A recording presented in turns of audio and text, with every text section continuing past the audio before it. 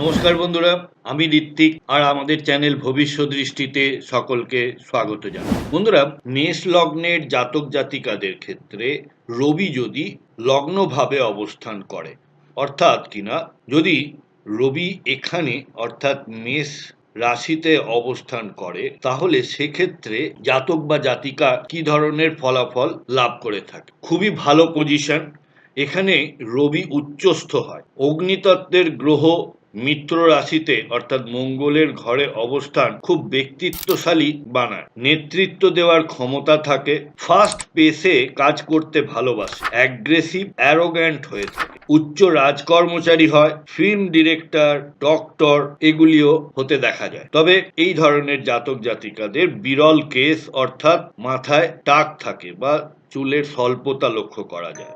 যদি শনির সাথে বসে তবে চোখের সমস্যা তৈরি করে, চুলের সমস্যাও তৈরি হয়। যদি মঙ্গল 2, 3, 4 বা 10, 11, 12 ভাবে থাকে তাহলে অতিমিত্র হয় এবং রবি আরো শক্তিশালী হয়ে যায়। আর যদি মঙ্গল 1, 5, 6, 7, 8, 9 ভাবে বসে তাহলে তাৎকালিক শত্রুতা তৈরি হয়, রবি কিছুটা কম শক্তিশালী হয়।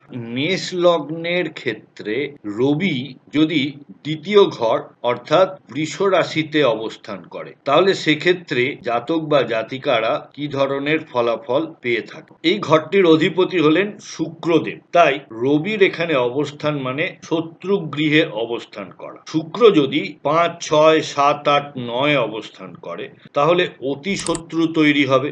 আর শুক্র যদি 2, 3, 4, 10, 11, 12 এই ভাবগুলিতে অবস্থান করে তবে তাৎকালিক মিত্রতা তৈরি হয়। আর এই ঘরে রবির অবস্থানের জন্য ফিনান্স অর্থাৎ অর্থর দিক থেকে জাতক বা জাতিকাদের ততটা লাভবান হতে দেখা যায় না বা সঞ্চয় করতে দেখা যায় না। আবার কুটুম্ব বা ফ্যামিলিতেও এর দুষ্প্রভাব পড়তে দেখা যায়। যেসব জাতক জাতিকার জন্মপত্রিকাতে রবি তৃতীয় ঘরে অবস্থান করে, অর্থাৎ রবি যখন কারো চার্টে তৃতীয় ভাবে অবস্থান করে তখন জাতক জাতিকা কি ধরনের ফল পেয়ে থাকে। এটা একটা খুবই ভালো পজিশন, কারণ কোনো পাপক গ্রহ বা ক্রূর গ্রহ যখন উপচয় স্থানে বসে তখন ভালো ফল দিয়ে থাকে। আর আমরা জানি 3, 6, 10, 11 এই স্থানগুলিকে উপচয় স্থান বলা হয়। এই ধরনের ব্যক্তিরা কখনো রিকোয়েস্ট করতে জানে না, এরা বরঞ্চ সবসময় অর্ডার করতেই ভালোবাসে। এনারা ফ্রেন্ড সার্কেলে সবসময় নেতার ভূমিকা পালন করে, অর্থাৎ সে যেটা বলবে সেটাই বাকিরা মেনে চলবে এবং চলেও, বাকিরা সেটা সানন্দে মেনেও নেয়। এরা ছোট ভাই বোন বা পাড়াপড়শিদের জন্য অনেক কিছু করতে পারে প্রয়োজনে। আর এই ঘরে রবি অবস্থান করলে পিতার সাথে কিছুটা দূরত্ব তৈরি হয়। কারোর জন্মপত্রিকাতে যদি সূর্য চতুর্থ ঘরে অবস্থান করে, অর্থাৎ রবি যদি চতুর্থ ঘরে অবস্থান করেন তাহলে এই পজিশনটা খুব একটা ভালো বলে ধরা হয় না। বলা হয় এনাদের নাকি মাতৃ ঋণ থেকে যায়। এনারা সবসময় না একটা কমফোর্ট জোনে থাকতে ভালোবাসেন। এনারা যে বাড়িতে জন্মগ্রহণ করেন সেই বাড়িটা মেনলি পুরুষ প্রধান হয়ে থাকে, যেখানে মেলদের ডমিনেন্স বেশি থাকে। তাই এই ধরনের ব্যক্তিদের মায়ের সেবা করা উচিত। বাড়ি থেকে দূরে কোথাও গিয়ে থাকলে এনারা বেটার রেজাল্ট পান। আর যদি বাড়িতেই থাকেন তাহলে প্রতি মাসে 2-3 দিনের জন্য কোথাও শর্ট ট্যুরে ঘুরে আসুন, তাহলে দেখবেন জীবনে অনেক শান্তি থাকবে। আর যেসব গয়না পরিধান করেন তার মধ্যে রূপোর গয়না পরিধান করলে আপনাদের শরীর ও মন শান্ত থাকবে। কারোর যদি রবি লগ্ন থেকে পঞ্চম ভাবে থাকে তাহলে সেই ব্যক্তি খুব বুদ্ধিমান হন আর এনারা বেশ রোমান্টিকও হয়ে থাকেন। পড়াশোনাতে এনারা যথেষ্ট ভালো হয়ে থাকেন এবং জীবনে প্রতিষ্ঠা লাভ করেন। এনাদের সন্তান খুব কৃতী হয়ে থাকে। রবি বা সূর্য যদি একাই 5th হাউসে থাকে তাহলে ধন সম্পদের জন্য যথেষ্ট ভালো অবস্থা, কারণ এখান থেকে 11th হাউসকে সরাসরি দৃষ্টি দেওয়া যাচ্ছে। তাই এনাদের যে কোনো ডিজায়ার বা ইচ্ছা পূর্ণ হয়। আবার এই জাতক বা জাতিকারা অন্য লোককে একটু ঠকানো বা একটু কন করে বেশ আনন্দ পেয়ে থাকে। কোনো ব্যক্তির জন্মপত্রিকাতে রবি বা সূর্য যদি ষষ্ঠ ঘরে অবস্থান করে, অর্থাৎ এই ঘরে যদি রবি অবস্থান করেন তাহলে জাতক জাতিকার জন্য যথেষ্ট ভালো। আগেই আপনাদের বলেছি যে কোনো উপচয় স্থানে কোনো ক্রূর বা পাপক গ্রহ অবস্থান করলে তার ফলাফল ভালো হয়। জাতক বা জাতিকা সুখী, শত্রু বিজয়ী ও তেজস্বী হয়ে থাকেন। এনারা যে কোনো কম্পিটিটিভ কাজে জয়যুক্ত হন এবং কম্পিটিশনকে এনারা পছন্দও করেন। এদের কাছে যে কোনো প্রবলেমের সলিউশন থাকে। এনারা খুব ভালো লয়ার বা উকিল হয়ে থাকে। তবে এই অবস্থান জাতকের দাম্পত্য জীবনে প্রভাব ফেলে, কারণ এনারা না কোনো সময় ঝুঁকতে জানেন না, অর্থাৎ নিচু হতে জানেন না। বন্ধুরা, কারোর জন্মছকে যদি রবি সপ্তম ঘরে অবস্থান করে, অর্থাৎ এই স্থানে যখন রবি অবস্থান করেন, এই পজিশনটা সান বা রবির জন্য খুব একটা ভালো পজিশন নয়, কারণ এমনিতেই মেষ লগ্নের ক্ষেত্রে এটা রবির নিচস্থ স্থান। তো এনারা কিন্তু খুব ভালো বিজনেসম্যান হয়ে থাকে। এনারা পার্টনারকে একটু হেয় করেন বা একটু কমজোর ভেবে থাকেন এবং যথেষ্ট ইগোইস্টিক হয়ে থাকে। এনাদের অনেক সময় স্ত্রী বিয়োগ হয়ে থাকে এবং এই সকল জাতক জাতিকার জন্য দিনের বেলা বা সূর্যাস্তের সময় ঘুমানো বা শুয়ে থাকা খুবই ক্ষতিকর। আর একটা জিনিস হচ্ছে, প্রতিদিনের জন্য একটা টাস্ক লিস্ট এনাদের তৈরি করা উচিত এবং সেই টাস্ক লিস্ট মেনে কাজ করা উচিত। যখন কোনো ব্যক্তির জন্ম চার্টে রবি অষ্টম ঘরে অর্থাৎ এখানে অবস্থান করে, সেই ক্ষেত্রে এনারা বেশ ওয়েল কানেক্টেড হয়ে থাকে, কিন্তু সেটা এনারা ঠিক প্রকাশ করেন না।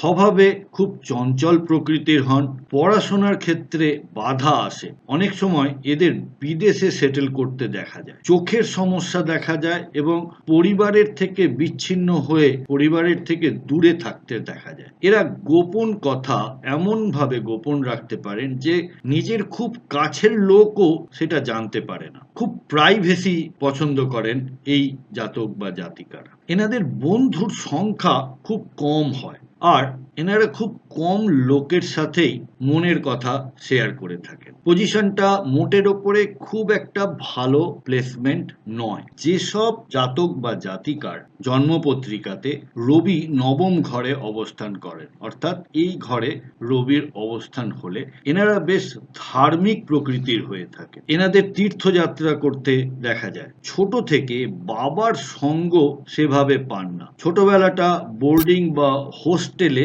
কেটে যায়। এনারা খুব আশাবাদী হন এবং বড় উদার মনের মানুষ হয়ে থাকেন। হাজার মুশকিল সত্ত্বেও এনারা ভেঙে পড়েন না। ক্রাইসিস ম্যানেজার হিসেবে এনাদের যথেষ্ট সুনাম থাকে, অর্থাৎ যে কোনো রকম প্রতিকূল পরিস্থিতি থেকে বের হয়ে আসার জন্য এনারা কিছু না কিছু উপায় খুঁজে বার করেন। শত প্ররোচনা সত্ত্বেও এনারা কিন্তু ধর্মের পথ থেকে সরে আসেন না, অর্থাৎ এথিক্সটা এনাদের কাছে খুব ম্যাটার করে। রবি যদি জন্মছকে আপনার দশম ঘরে অবস্থান করে, অর্থাৎ এখানে যদি রবির অবস্থান হয় বা সূর্যের অবস্থান যদি আপনার এই দশম ঘরে হয়, তাহলে আপনি কিন্তু একজন গো গেটার, অর্থাৎ নিজের লক্ষ্যে পৌঁছানোর জন্য আপনার চেষ্টার কোনো ত্রুটি থাকে না। আপনি সবসময় চাইবেন যে আপনার চারপাশের লোক, সে সোসাইটিতে হোক বা কর্মক্ষেত্রে হোক, সবাই আপনাকে বেশ খাতির করে চলবে, একটু মান্যিগণ্যি করবে এবং এই রেসপেক্টটা আপনারা পেয়েও থাকেন। আর এই মান সম্মানটা বজায় রাখার জন্য আপনারা নিজ ক্ষেত্রে যথেষ্ট চেষ্টাশীল থাকেন এবং এর পেছনে কিছুটা স্ট্রাগলও থেকে থাকে। আপনাদের বাড়ির বড়দের অর্থাৎ বয়োজ্যেষ্ঠদের সম্মান করা উচিত, তাদের কথা শোনা উচিত। আর পিতৃপুরুষের উদ্দেশ্যে প্রতি বছর তর্পণ দান করা উচিত। এছাড়া আপনারা কোনো অন্ধ বাচ্চার দায়িত্ব নিতে পারেন বা অন্ধ স্কুলে ডোনেশন দিতে পারেন। রবি বা সূর্য যদি আপনাদের 11th হাউসে অর্থাৎ এইখানে অবস্থান করে, তাহলে আপনাদের পার্সোনালিটি ভীষণ অ্যাট্রাকটিভ হয়ে থাকে।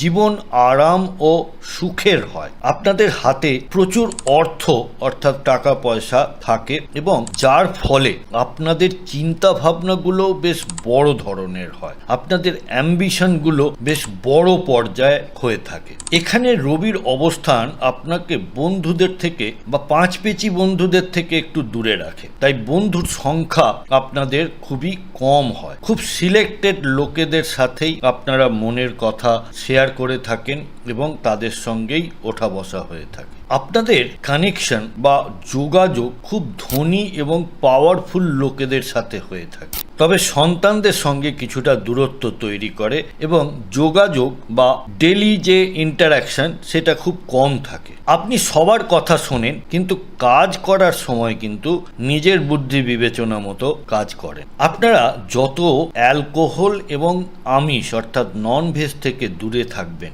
যত এগুলি না খাবেন, ততই কিন্তু আপনাদের জন্য মঙ্গল। আর কোনো স্পেকুলেটিভ কাজ যেরকম গ্যামলিং বা জুয়া, এগুলি থেকে আপনারা দূরে থাকুন। আপনাদের জন্মছকে যদি রবির অবস্থান 12 নম্বর ঘরে হয়, অর্থাৎ এই ঘরে যদি আপনাদের রবি অবস্থান করে, তাহলে সেক্ষেত্রে আপনারা বেশ কল্পনাপ্রবণ এবং কল্পনা শক্তিকে অনেক গুণ বাড়িয়ে দেয়। সূর্যের এই অবস্থান আপনাকে আধ্যাত্মিকতার দিকে নিয়ে যায়, তবে আপনার সেলফ কনফিডেন্সে কিছুটা ঘাটতি দেখা যায়। হয়তো আপনি কাজটা পারবেন, তবু নিজের মধ্যে একটা সংশয় লক্ষ্য করা যায় যে পারবো কি পারবো না। আপনার মধ্যে কিন্তু ইনটিউশন পাওয়ার খুব ভালো থাকে, যাতে করে আপনারা কোনো ঘটনাকে আগে থেকেই প্রেডিক্ট করতে পারেন বা আন্দাজ করতে পারেন। অনেকে হয় না যে দেখি সেটা কাল হবে, এবং সেই বলা কথা সত্যি হয়ে যায়। গরিব দুঃখীদের জন্য আপনাদের প্রাণে মায়া বা মমতা থাকে এবং আপনারা সবসময় চেষ্টা করেন তাদেরকে কোনো না কোনোভাবে সেবা বা সাহায্য করা, এবং এই সেবার কাজে আপনারা যত থাকবেন ততই আপনাদের জন্য উন্নতি হয়। এই অবস্থানের জাতক জাতিকারা অনেক সময় দেখা যায় যে বিদেশে বা জন্মস্থান থেকে দূরবর্তী স্থানে গিয়ে প্রতিষ্ঠা পেয়ে থাকেন। আপনিও যদি কেরিয়ার বা রিলেশনশিপ বা যে কোনো সমস্যায় ভুক্তভোগী হয়ে থাকেন, তাহলে জ্যোতিষীয় পরামর্শের জন্য ভবিষ্যৎ দৃষ্টির সাথে যোগাযোগ করতে পারেন। নিচে ওয়েবসাইট এবং হোয়াটসঅ্যাপ নাম্বার দেওয়া রইল। বন্ধুরা, ভিডিওর কন্টেন্ট ভালো লাগলে লাইক, কমেন্ট, শেয়ার করতে ভুলবেন না। আর এই ধরনের ভিডিও আরও দেখতে প্লিজ চ্যানেলটি সাবস্ক্রাইব করবেন। অনেক ধন্যবাদ।